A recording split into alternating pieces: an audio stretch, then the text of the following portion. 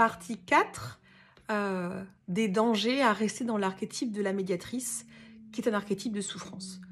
Donc aujourd'hui, on va parler de la reproduction des schémas transgénérationnels. Bon, en tant que pro de l'accompagnement, c'est un vocabulaire que tu connais. Donc on va aller un peu plus loin. Cette reproduction t'amène à deux axes, des fardeaux non résolus et de la fusion avec des mémoires familiales. Donc des fardeaux non résolus, j'ai envie de te dire, tu connais. C'est pas une première, mais la fusion avec les mémoires familiales, ça devrait te poser question. Pourquoi il y a des parts de moi qui embrassent cet archétype de souffrance qui est la médiatrice pour me retrouver finalement en fusion avec des mémoires familiales qui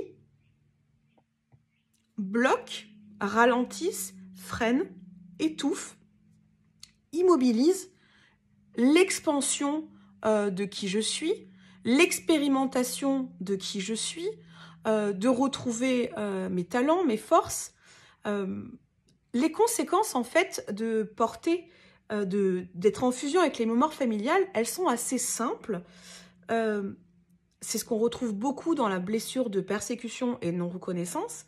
C'est, tu te fais vider dans tout ce qui est hormones de plaisir, de fierté, de satisfaction, de paix, de sérénité. Pour être en lien. Donc, reproduire les schémas transgénérationnels,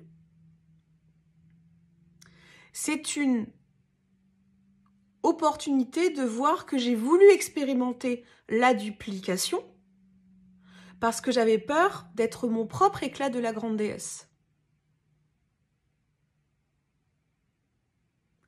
D'être jugée, prétentieuse, orgueilleuse, qui pète plus haut de son cul, etc.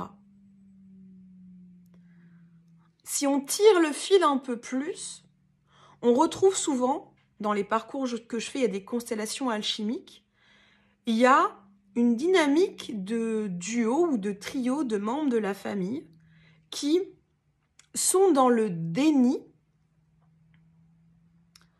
d'une injustice,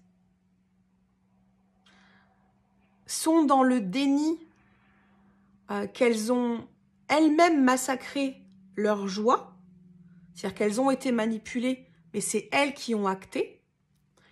Et aujourd'hui, toi, tu continues à avoir de la maltraitance pour toi, pour faire comme tes aïeuls. Parce qu'il y a un écho au niveau de ton héritage d'âme.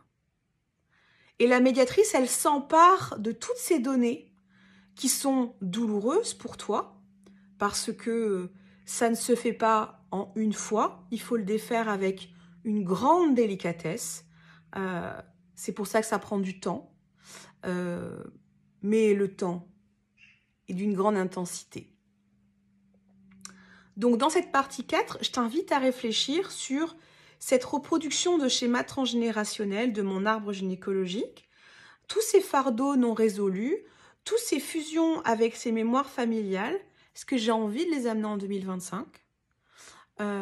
Pourquoi il y a des parts de moi, je parle à un public averti, hein, pourquoi j'ai des parts de moi qui veulent les amener en 2025 ?